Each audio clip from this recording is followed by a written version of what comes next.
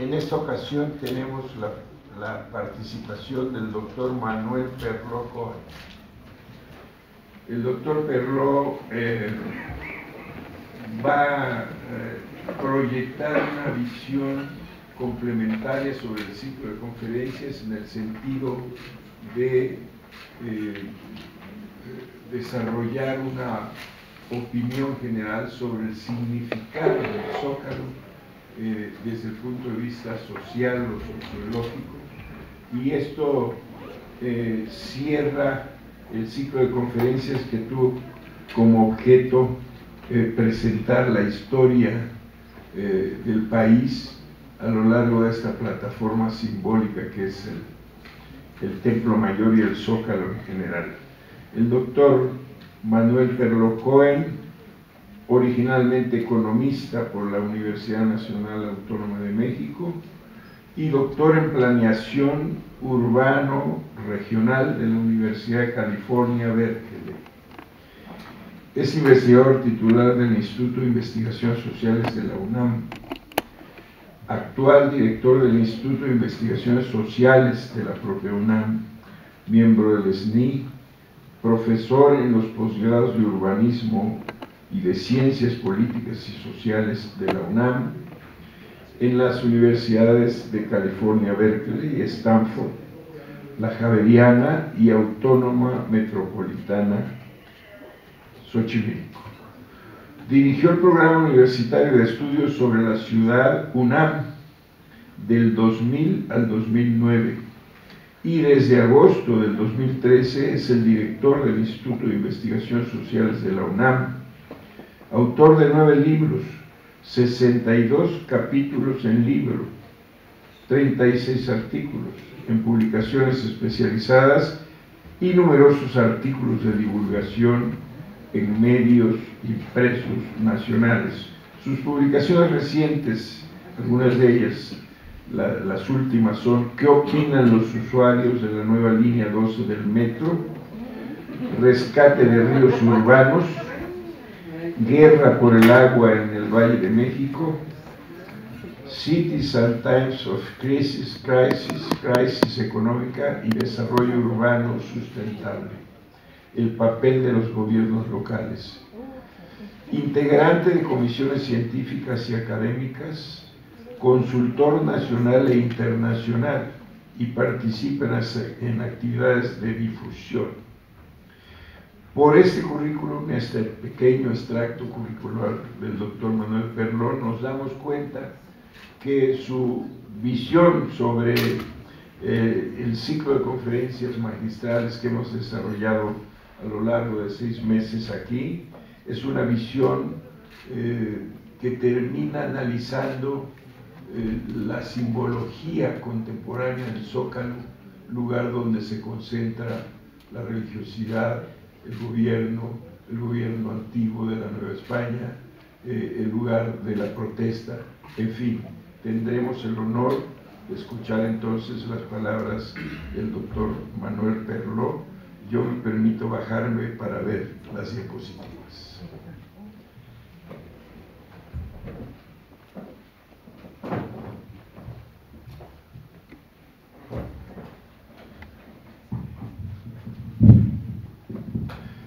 Muy buenas tardes tengan todos ustedes. Quiero agradecer a los organizadores de este ciclo de conferencias La Plaza Principal, su entorno y su historia, al maestro Luis Barjau y al doctor Carlos Aguirre por esta honrosa invitación para estar la tarde de hoy aquí en este lugar tan emblemático, tan particular, con tanto significado, impartiendo una conferencia, y además es un doble honor hacerlo después de tan ilustres conferencistas que me antecedieron, ¿verdad? Que son realmente grandes maestros, grandes sabios, eruditos en la materia, ¿no? Así que muchas gracias por esta invitación. Yo no soy un especialista en el tema del Zócalo, les debo de confesar de entrada, ¿verdad? He escrito sobre el centro histórico, que es el entorno y en parte el contexto urbano en el cual se explica la importancia de la presencia del Zócalo, pero debo decirles que he vivido enfrente del Zócalo durante muchos años, porque mi trabajo, como ya lo mencionaba el maestro Barjau, fue dirigir el programa universitario de estudios sobre la ciudad, y la sede de este programa está aquí a unos cuantos metros en Moneda con Seminario, en el edificio de la primera universidad. Ahí fue donde se impartió la primera cátedra en 1554, en un edificio que ya no existe, pero era el lugar donde se impartió la primera cátedra en esta Real y Pontificia Universidad de México, y durante 9 años me tocó vivir, disfrutar y padecer el centro histórico y el Zócalo en particular, ¿verdad? Y la Plaza Seminario, que también la tenía yo muy cerca. Entonces me considero, digamos, tengo las credenciales para hablar, por lo menos a partir de mi experiencia y de pues lo que yo viví, y eso es lo que me animó a aceptar dar esta conferencia, en donde yo quisiera presentarles un recorrido histórico de los últimos 100 años de la historia del Zócalo. Es, como decía el maestro Barjau, una historia social, política, de los usos, los significados, los usos tan diversos que tiene el Zócalo de la Ciudad de México. He encontrado aproximadamente como unos 55 usos diferentes en lo que va del siglo XX, aquí ya les platicaré. Y antes de pasarles las imágenes, quisiera hacer una reflexión, no diría yo de carácter teórico, pero sí presentarles cuáles son algunas de las ideas que están detrás de esta presentación, porque no es solamente la imagen, sino algunas ideas también, llamémosle generales, abstractas, sobre el tema del Zócalo. Quiero empezar con una frase de nuestro querido, recordado Carlos Monsiváis. Ahora platicaba yo con el maestro Barjau de un seminario en el Departamento de Investigaciones Históricas, donde tuvo también Carlos Monsiváis, estuvo un tiempo ahí junto con otras personalidades, y Monsiváis decía que, con respecto al Zócalo, que más que un país de una sola ciudad, México ha sido hasta hace poco un país de un solo centro. O sea, refiriéndose a esta atracción, a esta fuerza, a esta centralidad que tiene nuestro Zócalo, ¿verdad? Y creo que le dio al clavo, porque efectivamente el Zócalo ha sido el espacio central, no solamente desde el nacimiento de Tenochtitlan, sino hasta nuestros días, y no hay duda al respecto.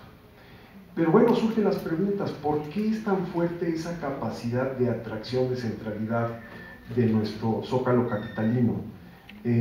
¿Por qué toda persona que quiere hacer o demostrar algo importante viene justamente al Zócalo a hacerlo? Otras preguntas que me surgieron: ¿quién controla el Zócalo? ¿Realmente en manos de quién está? ¿Lo controla el gobierno de la Ciudad de México, el gobierno federal, los movimientos sociales, los partidos políticos, la población de la ciudad? ¿Quién decide la forma en la que se usa? Y otra pregunta: ¿cuál es el futuro de nuestro Zócalo? Que me gustaría, ya al final de la presentación, entrar en ese terreno especulativo y lanzar algunas ideas de cómo podría ser el futuro de nuestro Zócalo. Hay 3 ideas que me parece a mí ayudan a entender esta centralidad. Primero, yo pienso que el Zócalo ha sido un espacio de ejercicio y lucha por el poder. Desde su fundación misma y hasta nuestros días es un ámbito en el que los grupos en el poder expresan su fuerza, su dominio sobre la sociedad, controlando ese espacio. Pero al mismo tiempo ha sido un lugar, un ámbito en el que el contrapoder se ha expresado históricamente. Y hoy día, pues vemos un balance muy interesante en el que incluso el contrapoder puede imponerle ritmos, movimientos y dinámicas a este espacio. Ciertamente el Zócalo ya no es la sede física del poder en México.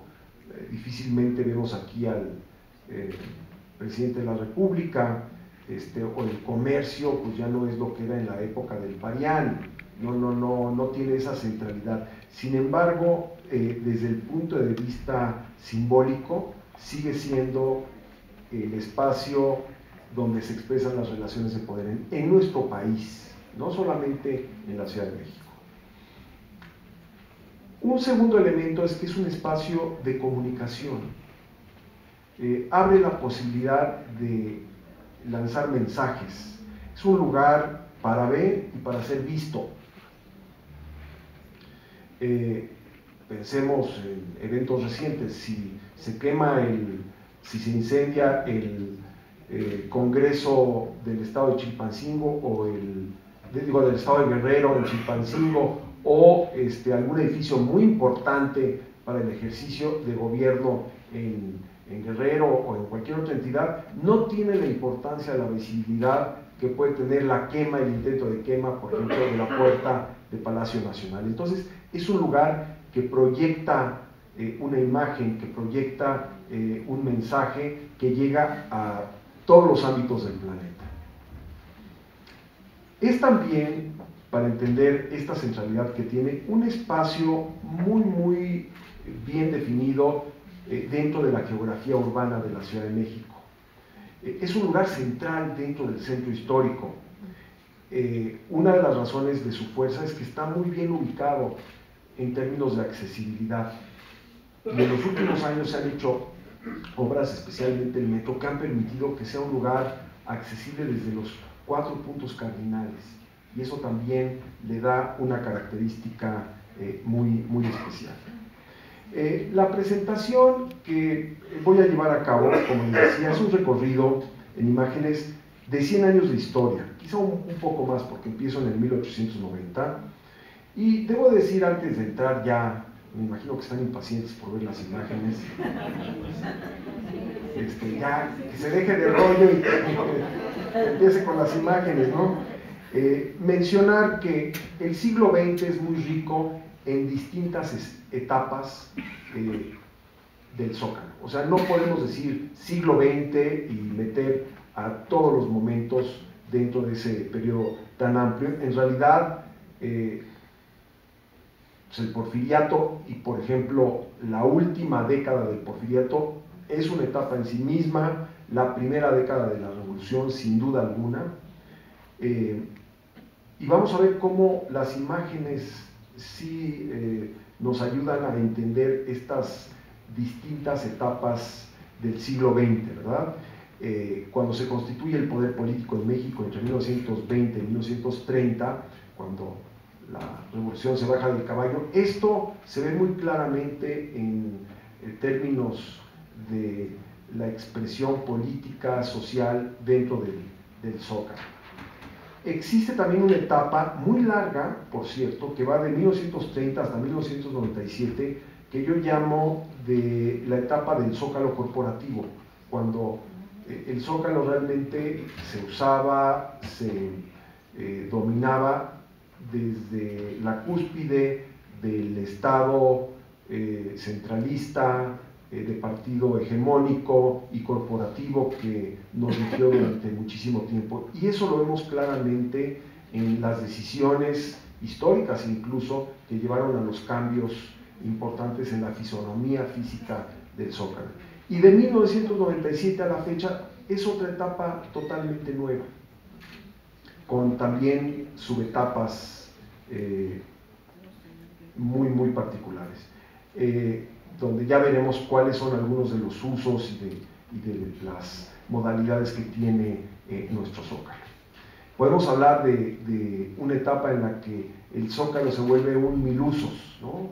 Hay todo lo que ustedes se puedan imaginar, se puede hacer en el Zócalo. Bueno, empecemos con las imágenes. Vamos a comenzar con algunas fotografías de 1890, no me voy a ir más atrás, pero ahí pueden ustedes ver el costado poniente del Zócalo con el portal de Mercaderes y lo que era el edificio del ayuntamiento, hoy se conoce como el edificio viejo, ¿verdad?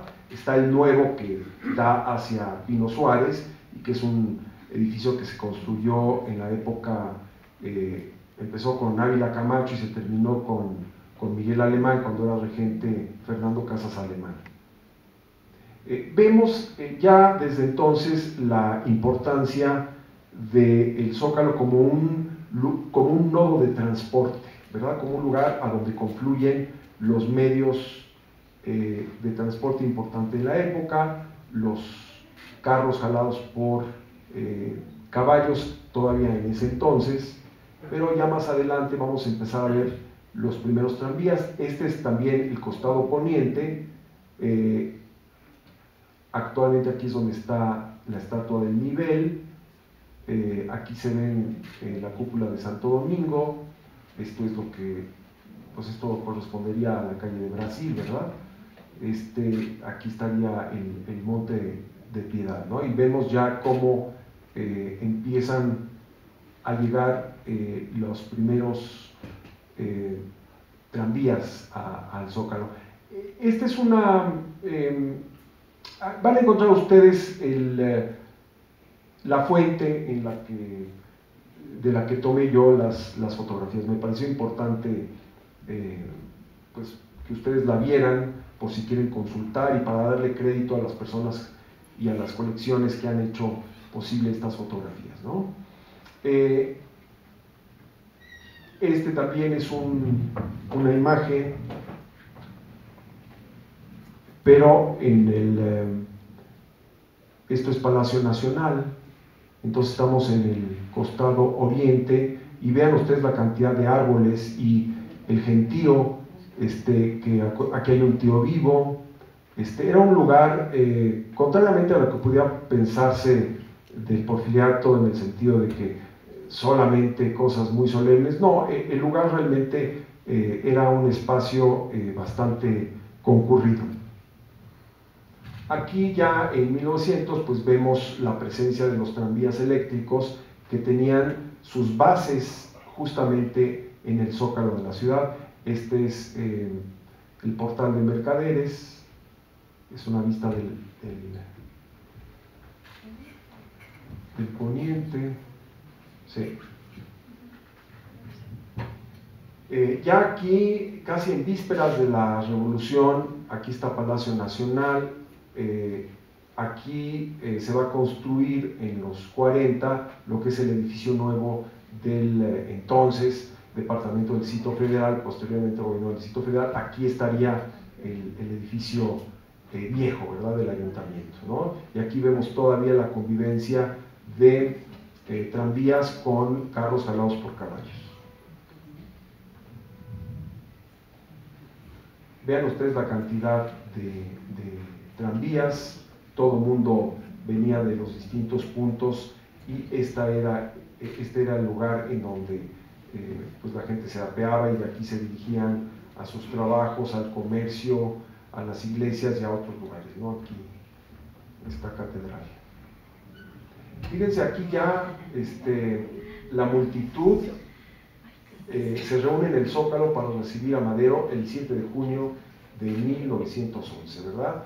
Todos han visto esas imágenes del recibimiento multitudinario con que fue recibido Francisco y Madero, y pues aquí se concentró muchísima gente en ese entonces, hace poco más de 100 años. Pero es el mismo 7 de junio, vean otra perspectiva del gentío que se reunió para recibir al apóstol de la democracia. Muy poco tiempo iba a durar.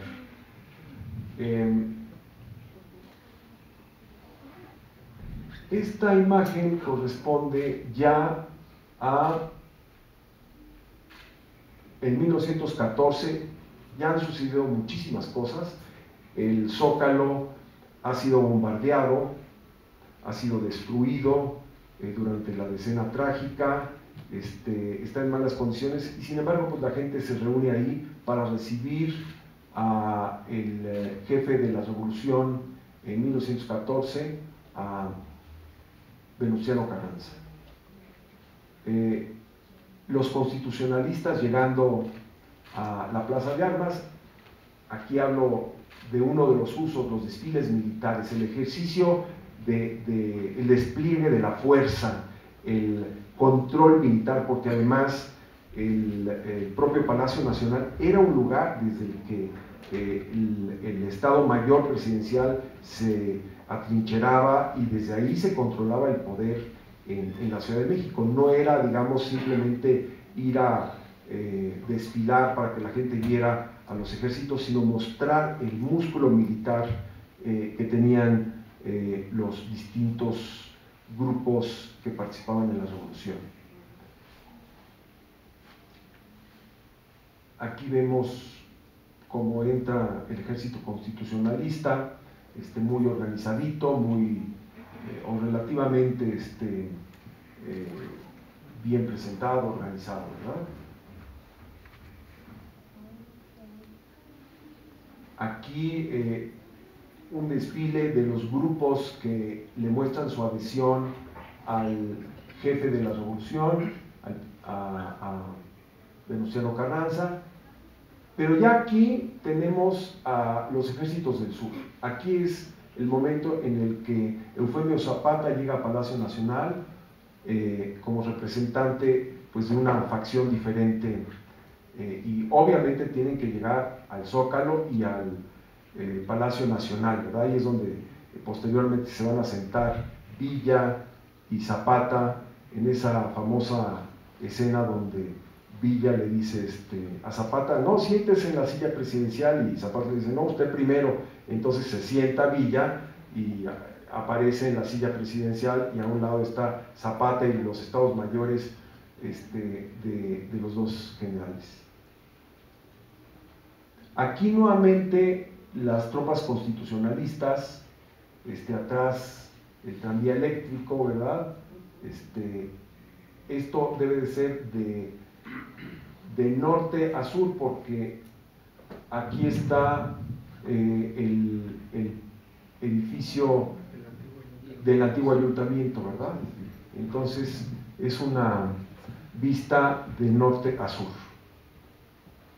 Aquí vean ustedes cómo los estudiantes de la Escuela Nacional Preparatoria, ya en 1917, desfilan como parte de la instrucción que como enfermeras reciben en un programa militar que se ha creado. Entonces, el piso pues se ve que no ha recibido el beneficio del pavimento, pues está en muy mal estado, y sin embargo, bueno, pues enfrente del Palacio Nacional se dan ya expresiones de apoyo a gobierno, pero desde grupos estudiantiles, grupos universitarios, grupos políticos de aquel entonces. Aquí vamos a dar un brinco a 1920 y vemos al presidente Adolfo de la Huerta, que fue durante poco tiempo presidente de la República, y hay una, bueno, muy claramente pues vemos a la catedral al fondo y los balcones de Palacio Nacional y el desfile de todas las tropas y de todos los grupos que constituían el ejército mexicano, ¿no? Ya la presencia de los militares en los balcones de Palacio Nacional pues es muy representativa, ¿no? Esta fotografía que nos pudiera remitir quizá al Porfiriato, pues es en realidad los años 20, sigue siendo un lugar al que los distintos grupos sociales y gente de recursos que todavía vive en el centro histórico, pues acude a realizar sus compras, a pasearse, y hacer distintas actividades, ¿no? Es una imagen muy interesante, ¿no? La señora, digamos, de sociedad y el pordioserito, ¿no? que va caminando al lado.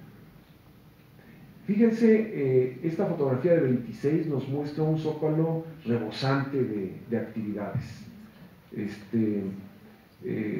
Miles y miles de personas que van a un festejo patriótico. No pudimos identificar exactamente de qué se trataba, si era un 15 de septiembre, pero vean la vista, digamos, de sur a norte, con Palacio Nacional enfrente y con la catedral a la izquierda, y ya los jardines, digamos, que van a ser muy emblemáticos de toda una época del Zócalo, en el cual pues aquí ya están creciendo las palmeritas, que van a ser tan representativas de varias décadas en el Zócalo, y un gentío muy muy grande.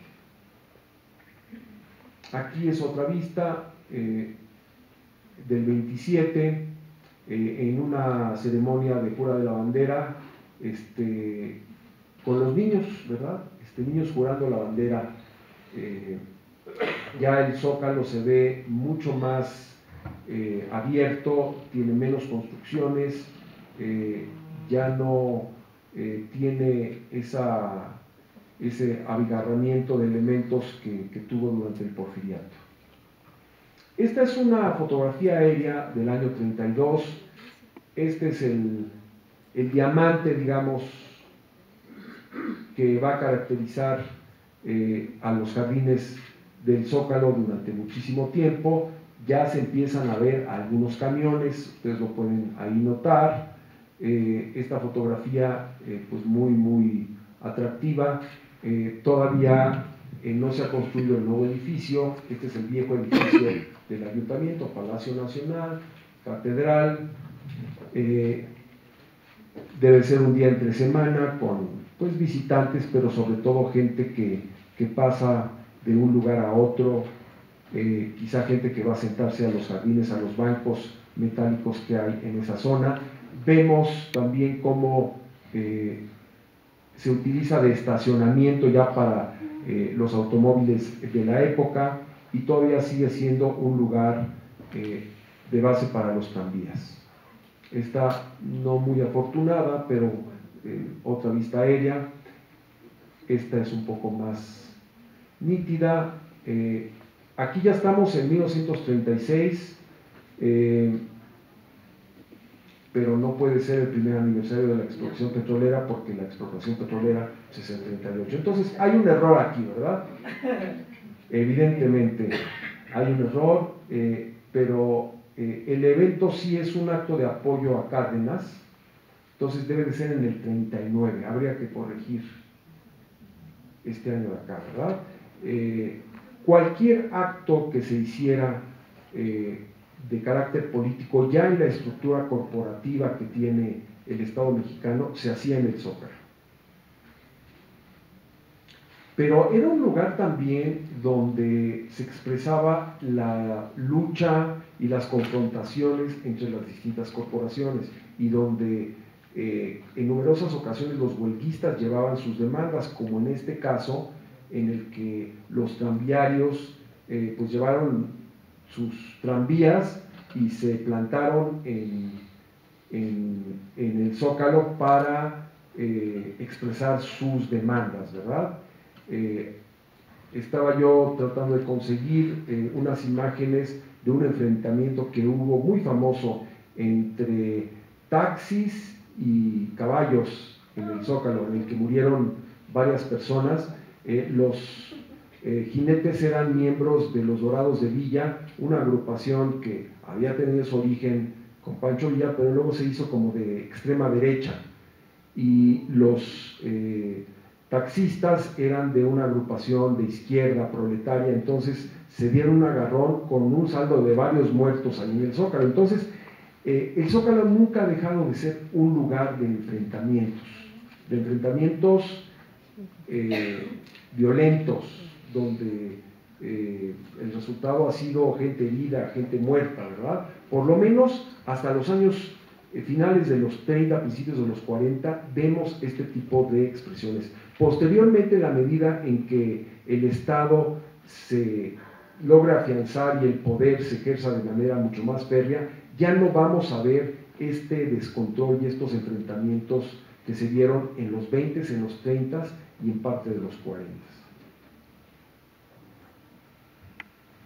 Este es muy a finales ya del gobierno de Lázaro Cárdenas, que pues necesitaba organizar muchas manifestaciones, pero ya en ese entonces pues Cárdenas iba de salida, y al que le toca recibir el gobierno es a Manuel Ávila Camacho. Aquí vemos un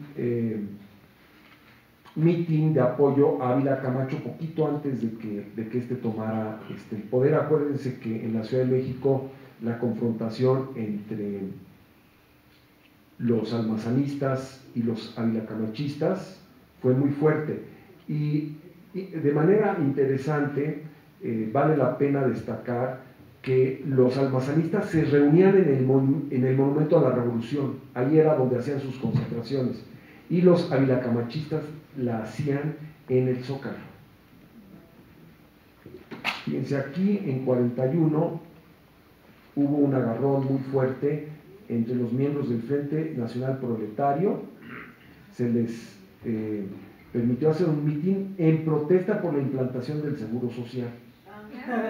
Sí, qué curioso, ¿verdad? Que fue una manifestación en contra, pero se ve que quemaron algunos vehículos. No los conseguí en este momento, pero hay algunas imágenes muy interesantes de los enfrentamientos que ocurrieron en los años 20, o sea, regresando 2 décadas, por los problemas que había dentro de los distintos partidos políticos que controlaban la Ciudad de México, o manifestaciones, por ejemplo, donde pedían que se resolviera el problema del agua. En una ocasión quemaron las puertas de Palacio Nacional. Esta idea de quemar las puertas de Palacio Nacional parece que es recurrente desde el motín de indios del 17, ¿verdad? En donde se destruyó parte del Palacio Nacional. O sea, la violencia y el asalto a la fortaleza del poder, en este caso Palacio Nacional o el Ayuntamiento, ha sido una constante a lo largo de la historia.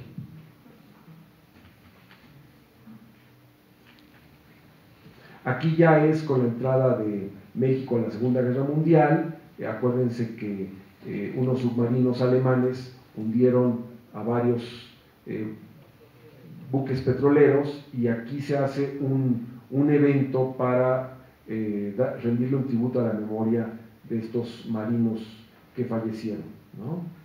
Esta foto es muy interesante, es la foto de la unidad de la clase revolucionaria. Ávila Camacho convoca a todas las fuerzas políticas del país y a todos los expresidentes que representaban corrientes muy diversas a estar presentes en un acto de unidad nacional. Entonces tienen aquí ustedes a gente que estaba peleadísima, que no se hablaba, ¿no? Adolfo de la Huerta, Emilio Portes Gil, está Lázaro Cárdenas, Ávila Camacho, Plutarco Elías Calles, Abelardo Rodríguez y ni más ni menos que Pascual Ortiz Rubio, ¿verdad? Entonces están todos los presidentes desde los 20 hasta Ávila Camacho, ¿verdad? Fue el evento justamente en el balcón principal del Palacio Nacional, abajito. Ahí Ávila Camacho demostró que podía convocar a los distintos jefes. ¿Qué mejor que hacer esta reunión que enfrente del Zócalo y mostrar ante los ojos del pueblo que había unidad en la familia revolucionaria? Aquí otra perspectiva de esta misma reunión, Calles echándole el ojo al discurso de Ávila Camacho para ver si no se sale del guión, ¿verdad? Siempre muy vigilante, muy controlador. Bueno, a partir de los 40 vamos a ver un Zócalo controlado por las corporaciones, particularmente por el movimiento obrero, por la CTM, que todos los años pues, va a marchar el 1 de mayo. El 1 de mayo se va a convertir en una fecha emblemática, con desfiles obreros, un día en el que los distintos sectores pues desfilan ante los presidentes de la República, ¿no? Vean ustedes todavía en 51 como ya con muchos automóviles, convertido prácticamente en estacionamiento por los tres costados, el costado sur, el costado poniente y el oriente, están totalmente dedicados a funcionar de estacionamiento. Ya no hay tranvías prácticamente, ya tampoco es un lugar de sitio de automóviles, sino estacionamiento, ¿verdad? Esta es una foto muy interesante porque es un año antes de que se eche la plancha de cemento sobre el Zócalo, es 57. Recordemos que en ese momento es presidente Adolfo Ruiz Cortines y el regente, porque así lo llamaba el pueblo, no jefe del departamento, que era el título oficial, sino regente, era Ernesto P. Uruchurtu. Y Ernesto P. Uruchurtu, sin consultar, sin hacer realmente ninguna, pues llamémosle, análisis de si se debía o no de hacer por sus pistolas, efectivamente, decidió que había que eliminar estos jardincitos, que quitar los estacionamientos. Antes había sacado, en el año 52, había sacado a los que tenían puestos de venta semiambulante, sobre todo en el portal de Mercaderes y en el portal de Palacio de lo que era el ayuntamiento, o sea, aquí atrás y aquí estaba lleno de puestos semifijos, los quitó y en una medida pues muy típica de su administración nos va a echar la plancha de cemento, y aquí vemos ya el Zócalo convertido en un espacio multitudinario para los eventos políticos, ¿verdad? A partir de ese momento se llena todo el Zócalo, ya no hay incluso esta idea de hacer el desfile, pasa a segundo término, y ahora los contingentes pueden llenar la plancha del Zócalo y pueden entrar de 220,000 a 250,000 personas. Esta es una foto de los 60, ya se abrió Pino Suárez. Acuérdense que en los años 30 el entonces regente Aarón Sáenz había ensanchado la calle, ahora 20 de noviembre, que desembocaba directamente a el extremo sur del Zócalo, y ahora se crea una salida que es hacia el sur por Pino Suárez. Para eso pues, se derribaron una cantidad importante de edificios coloniales, y también muy al estilo Uruchurtu se hizo sin que hubiera mayor oposición. No va a pasar lo mismo cuando se intente ensanchar la calle de Tacuba. Ahí sí enfrentó Uruchurtu la oposición de muchísima gente y tuvo que echar marcha atrás en ese proyecto. Bueno, aquí ya estamos en el 68. Simplemente en el 68 habría que hacer todo un análisis del Zócalo y de lo que sucedió en ese entonces, pero es el parteaguas más importante que tiene esta lucha entre el poder gubernamental, el poder estatal y el contrapoder, representado en este caso por los estudiantes y un sector también de movimiento popular. Pero sin duda el momento en el que se conquista, entre comillas, el Zócalo para los movimientos opositores es el 68. Antes de eso, el control del Estado para tener su dominio y mostrarlo sobre el Zócalo va a ser absoluto. Entonces, simbólicamente el movimiento entiende que conquistar el Zócalo es una acción muy importante. También van a intentar quemarse las puertas del Palacio Nacional, derribarse. Sí, es una vieja obsesión, pensando que ahí se va a conquistar el castillo del poder, ¿no? El castillo no de la pureza, pero sí del poder. Unos días después del 2 de octubre, el maratón arranca precisamente en el Zócalo, ¿no? También como muestra de que ya está controlado el movimiento, todo está en paz y podemos partir del Zócalo. Por eso es muy importante para el Estado recuperar el control del Zócalo. Una fotografía de época con los camiones que muchos conocimos, los taxis. Empieza en ese entonces también una práctica de darle un uso de escaparate al Zócalo de los programas del Departamento del Distrito Federal, en este caso una campaña de limpieza. Entonces concentraban a las máquinas limpiadoras de basura y a los carritos en el Zócalo para mostrar pues que se hacía una campaña importante. Esto es en la época de Luis Echeverría, siendo todavía jefe del Departamento del Distrito Federal, Alfonso Martínez Domínguez, que tenía un control muy importante sobre los sindicatos. Entonces, podía organizar reuniones y manifestaciones importantes en el Zócalo. Bueno, aquí nos vamos a dar un brinco, porque toda la etapa, digamos, de los 70, pues se va a caracterizar por una etapa en la que el gobierno sigue teniendo el control sobre el Zócalo, no se permite, hay una suerte como de prohibición no expresa de que los movimientos contestatarios, los movimientos de izquierda, logren tener su presencia en el Zócalo, ¿verdad? Claro que esto va a empezar a resquebrajarse con los sismos del 85, según se acuerdan ustedes, ¿verdad? Ahí nuevamente el Estado pierde el control de los espacios, pierde el control de las manifestaciones, y el Zócalo, yo no pude conseguir para esta ocasión imágenes de los damnificados desfilando por el Zócalo, pero es un momento también de quiebre importante.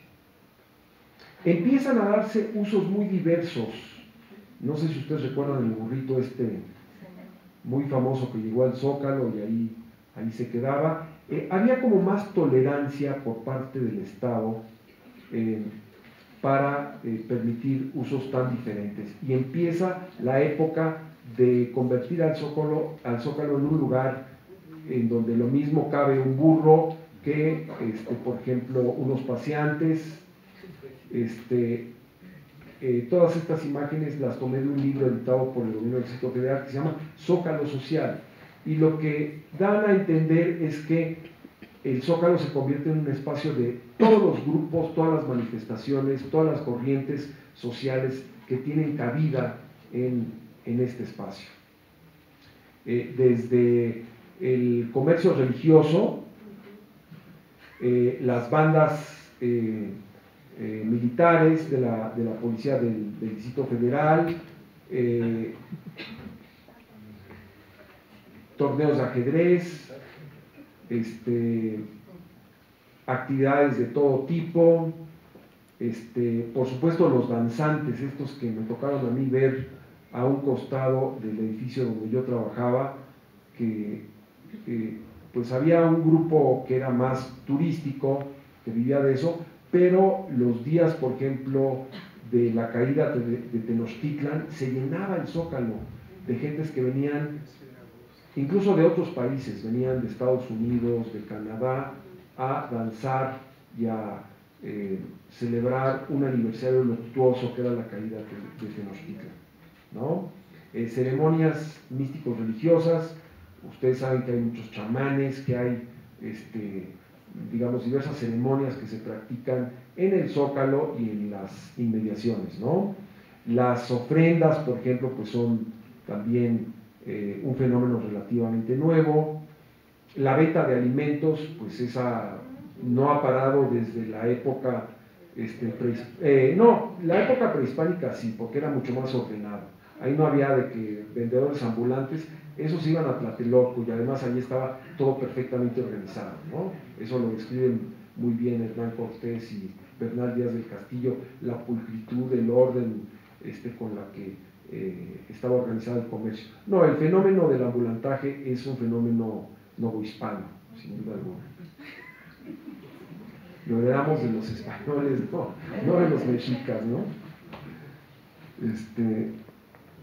Bueno, las ofrendas de Día de Muertos se han convertido ya en un elemento muy importante de distintas épocas del Zócalo. Es un lugar, por ejemplo, de encuentros románticos, cada vez más, ¿no? Sin duda alguna, pues todos hemos pasado por ahí, vemos a las parejitas muy emocionadas, muy entusiasmadas, entonces pueden ir a un meeting y al mismo tiempo van a echar novio, ¿no? La vieja práctica, lo platicamos ahora con el doctor Carlos Aguirre, de las plazas de los pueblos y de las ciudades, ¿no? Donde se va a echar novio, ¿no? Pero que no era algo que definiera al Zócalo, y sin embargo cada vez encontramos más un lugar de encuentro y un lugar también de expresión de la diversidad sexual en nuestra ciudad, sin duda alguna, ¿no? En épocas pues de mítines, sin duda esta fotografía que está en los portales del Palacio Viejo del Gobierno del Distrito Federal, pues la gente se duerme ahí en sus zarapes. Es un lugar de asistencia social también, es otro de los usos importantes. La gente va muchas veces a recibir cobijas, alimentos, y hay campañas, digamos, de ayuda y asistencia social, ¿no? Es un lugar pues, que a veces sirve de comedor para el que tiene mucha hambre y quiere echarse su taquito. Es un lugar de convivencia familiar, sin duda alguna. O sea, vean ustedes a una familia haciendo un picnic en pleno Zócalo, ¿no? Quitados de la pena, felices. Están ahí varias parejas, hijos pequeños, se la pasa uno bien, los niños pueden correr, y luego el contraste, ¿no? En 2001 el subcomandante Marcos, o sea, el contrapoder presente en el Zócalo, o sea, no va a ningún otro lugar para su reunión de masas más importante que el Zócalo, indiscutiblemente. Yo estaba ese día en el techo del edificio de la primera universidad, que está, digamos, a un costado de catedral. Desde ahí alcanzamos a ver, pues evidentemente era una multitud impresionante la que se congregó ese día, ¿no? Nuevamente las ofrendas de Días de Muertos, que cada vez se hacen más sofisticadas. También lugar de nudismo para la fotografía de Tunic en el 2007. Esta es una imagen, yo creo que extraordinaria, ¿no? Del contraste de Palacio Nacional con toda su gravedad, su fuerza, así su austeridad, y al mismo tiempo la plasticidad de los cuerpos femeninos que están así recostados, ¿no? Es una fotografía muy hermosa. También esto fue en el 2007, todos lo recordamos. Y luego, pues nuevos usos se le van agregando, ¿no? Pista de hielo. Déjenme decirles, esta fotografía debería de ir en los años 60, porque es cuando se construye la salida que está en el norponiente del Zócalo, que es la salida del metro.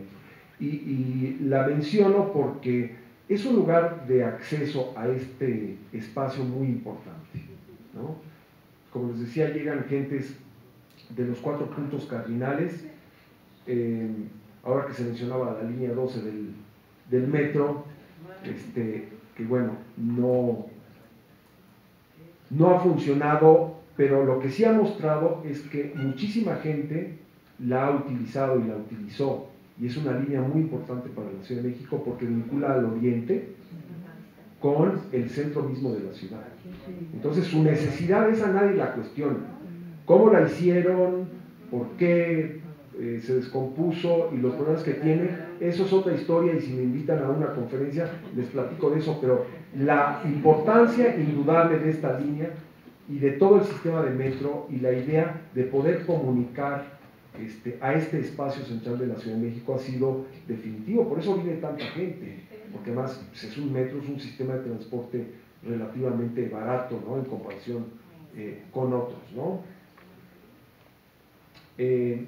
Ha sido sede de exposiciones museográficas. ¿Se acuerdan del museo itinerante? Aquí está otra vez la pista de hielo, de noche, muy espectacular, con el mega árbol de Navidad. Ha sido un lugar para transmitir funciones de cine, desfiles de modas, o sea, todo lo que ustedes se pueden imaginar, bailes de quinceañeras, para establecer récord Guinness, también, claro que sí. Baile aeróbico sin interrupción, la gente bailó durante 47 minutos con 43 segundos. Conciertos, Paul McCartney, que reunió a 250,000 gentes, pero luego fue derrotado por Justin Bieber, que reunió a 300,000 personas, ¿verdad? Fútbol, por supuesto, fútbol adulto, fútbol infantil, lucha libre, sin duda alguna hemos visto muchas funciones de lucha libre, fútbol americano, también para todos los gustos hay. Circo y maroma, por supuesto, sin animales, ¿verdad? Centro de acopio es muy importante, ¿no? Sin duda alguna es uno de los usos importantes. Cuando entraron Ingrid y Manuel, mi tocayo, de tan trágicas consecuencias, pues el centro de acopio se hizo ahí en el gobierno del Distrito Federal. La Feria de las Culturas Amigas, con presencia pues de países muy numerosos. Una fotografía infausta, el Zócalo convertido en estacionamiento, no hace mucho tiempo, en septiembre de este año, y que mostró este conflicto y esta tensión que existe entre el gobierno local y el gobierno federal. O sea, el gobierno federal finalmente le avisó al gobierno local que ahí se iban a poner los automóviles y luego tuvo que pedir disculpas. ¿No? Eso sí, se pidieron disculpas, pero bueno, ya estaba consumado el pecado, ¿verdad? Feria del Libro, también ha sido un espacio de Feria del Libro muy importante. Y ya estamos muy cerca del final de las imágenes.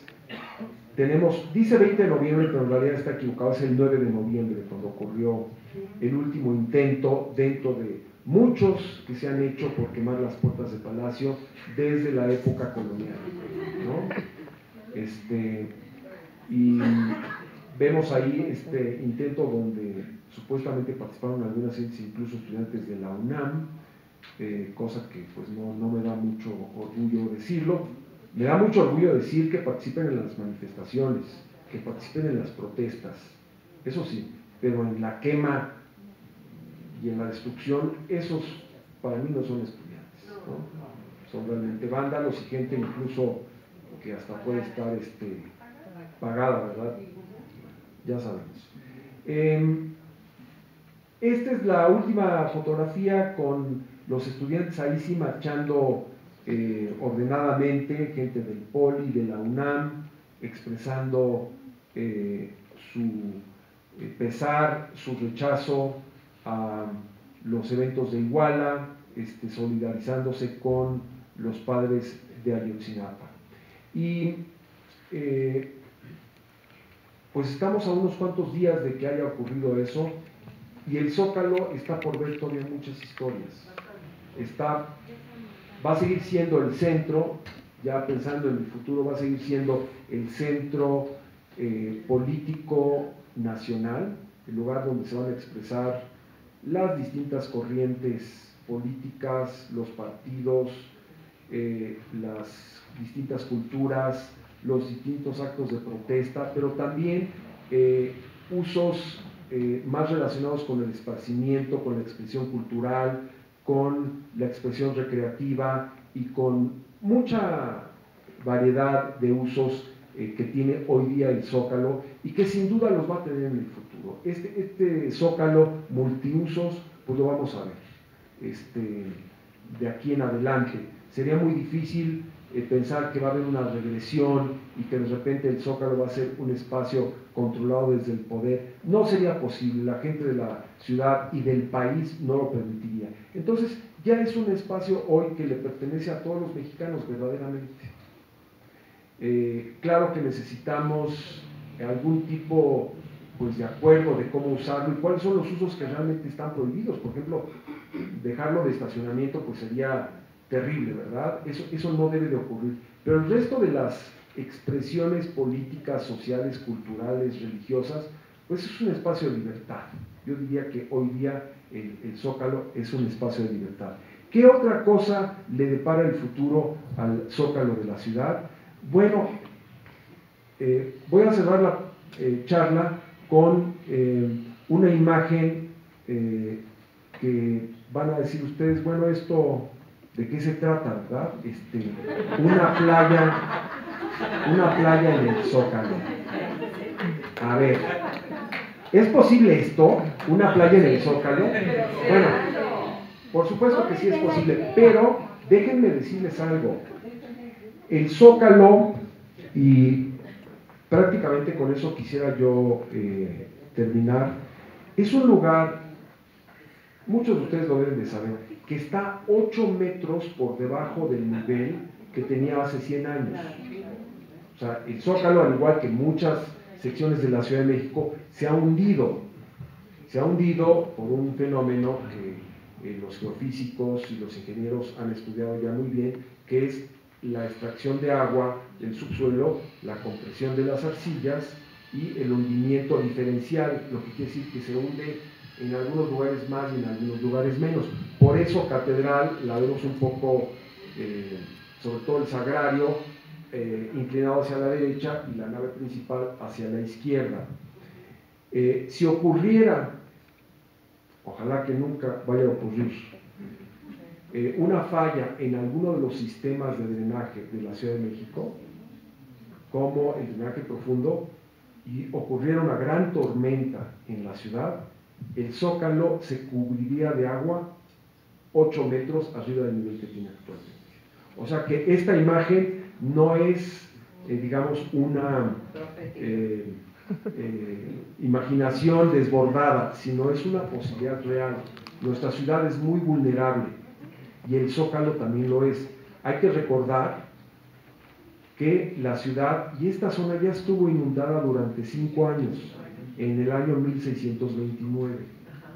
Entonces ya esto que vemos, digamos, Catedral, que no tenía, digamos, la conformación que tiene ahora ni Palacio Nacional, era el Palacio Virreinal, y lo que se había avanzado de la Catedral, quedaron prácticamente sumergidos por el mar. O sea que tampoco estamos hablando de una invención o una cosa que haya salido de una mente calenturienta. No, es una realidad. Pero, ¿qué nos depara el futuro? Bueno, nos depara un cuidado muy especial por esta zona de la ciudad y creo yo que el Zócalo tiene que seguir siendo un lugar de libertades, un lugar en donde la gente pueda expresarse, donde el poder pueda ejercer su presencia, pero también en donde los grupos que cuestionan, los grupos de oposición, los grupos que quieren expresar otro mensaje tengan una cabida, y yo creo que ese es el Zócalo que vamos a ver en los próximos años, y pues tendremos oportunidad quizá de hacer otras mesas, otros seminarios hablando del Zócalo del siglo XXI. Muchas gracias. Muchas gracias al doctor Perló por esta extraordinaria conferencia que nos mostró, y seguramente al público en general le pasó lo mismo que a mí, de ir configurando la propia historia con todas las etapas que pasaron del Zócalo. Y vamos hoy a clausurar este ciclo de conferencias La Plaza Principal, su entorno y su historia, hoy 4 de diciembre del 2014. Con el apoyo decidido de la Dirección General del INAH, que conduce María Teresa Franco y González Salas, y que tuvo lugar en los festejos de los 75 años de la fundación de esta noble institución. Se realizó este ciclo de conferencias, La Plaza Principal, su entorno y su historia. Debo agradecer a los conferencistas de este ciclo que cumplidamente, desde el 4 de septiembre hasta hoy, 4 de diciembre del presente, nos enriquecieron con sus conferencias magistrales, enseñándonos un panorama histórico de muy elevado nivel, que fue desde la historia náhuatl, la fundación de la Ciudad de México, Tenochtitlan, la etapa novohispana, hasta nuestros días. Ellos fueron Miguel León Portilla, Eduardo Matos Moctezuma, quien habla, José Rubén Romero, Antonio Rubial, Sergio Saldívar, Margarita Menegus, Salvador Ruedas Miders, Carlos Aguirre y hoy Manuel Perló. Gracias al apoyo constante del director del Templo Mayor, doctor Carlos González y González, y su muy eficiente equipo de transmisión, difusión, logística y de trabajo manual, contamos con el auditorio Eduardo Matos Moctezuma para presentar las exposiciones con puntualidad y eficacia. Gracias al distinguido público asistente, que fue constante e integrado por casi las mismas personas que siguieron con un profundo interés todas las sesiones sin faltar ninguna.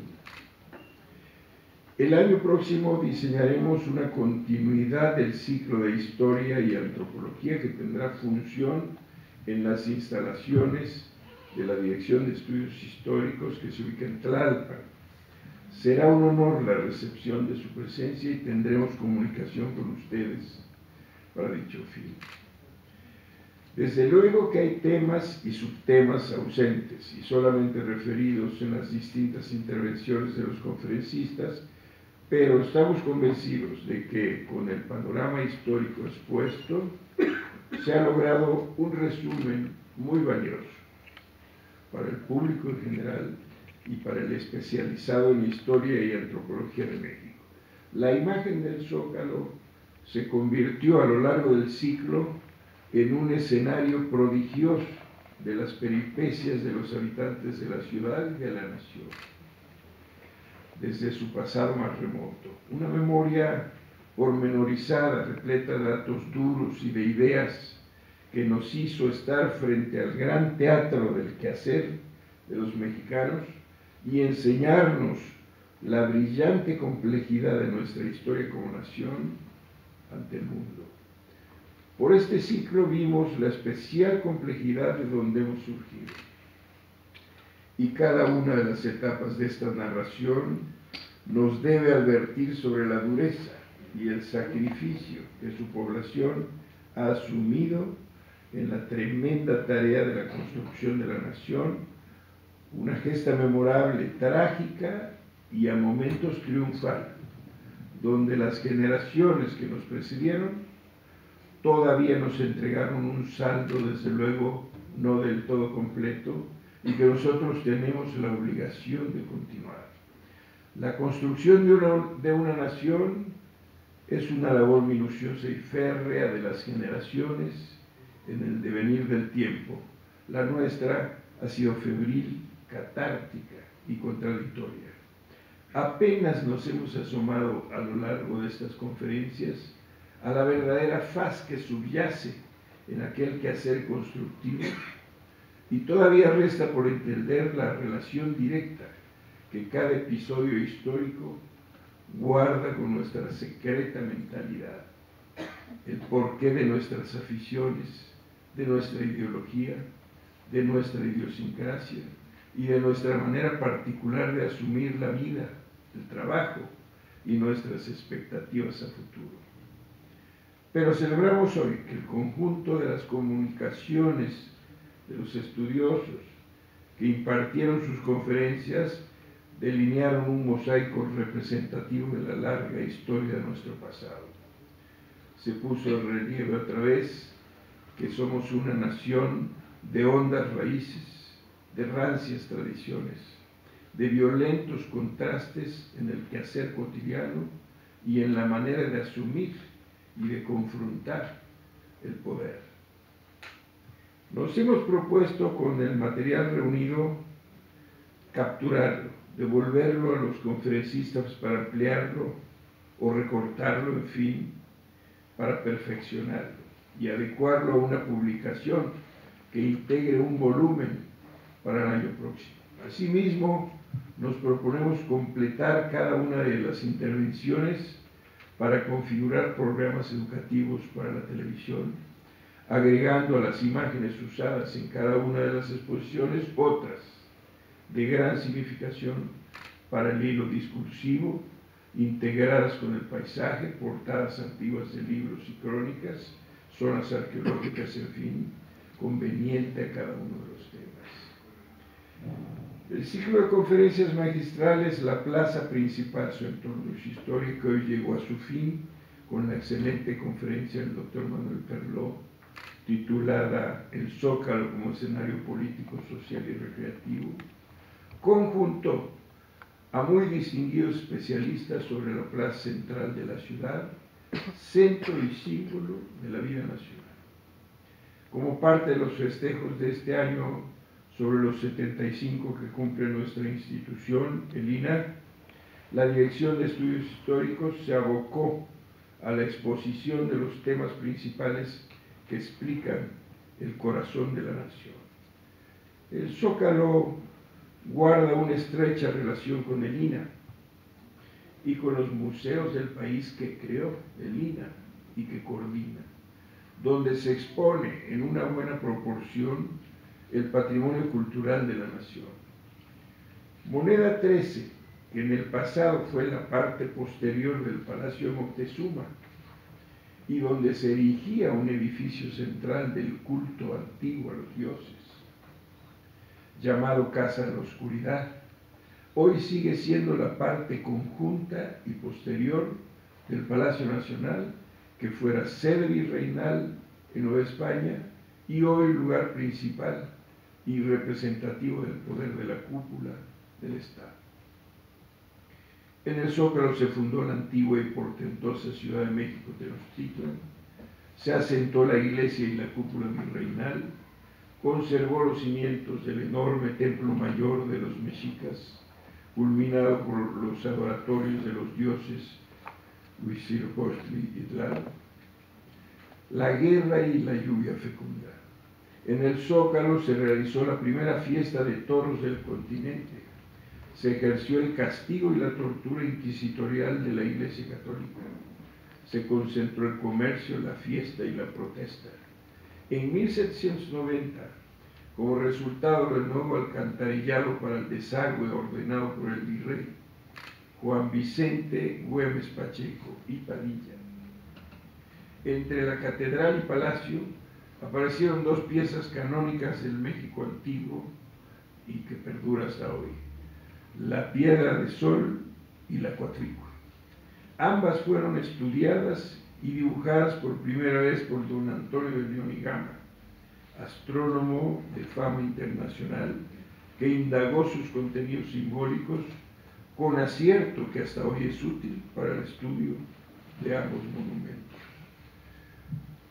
En 1978 se descubrió la plancha redonda con el altorrelieve de Coyolxauhqui, la luna, la hermana incómoda de Huitzilopochtli, el sol, y que el doctor Miguel León Portilla identifica con la propia Marina Xochitl, cuyo hijo Copi fue derrotado por su tío Huitzilopochtli, descorazonado, corazón sobre el cual creció el nopal simbólico, donde se posa el águila que mata a la serpiente, escena que se conserva en la bandera nacional. Esta plaza principal, pues, es el daguerrotipo de los hechos, felices y trágicos, de toda nuestra historia. El ciclo que hoy clausuramos dio pie para una investigación más profunda, para un ejercicio de conciencia histórica e identitaria. Y debemos continuar buscando y consolidando el punto de partida sobre nuestro quehacer, sobre el territorio que habitamos. Hoy, 4 de diciembre, a las 20 horas aproximadamente, damos por clausurado este ciclo y deseamos para todos ustedes unas muy merecidas vacaciones.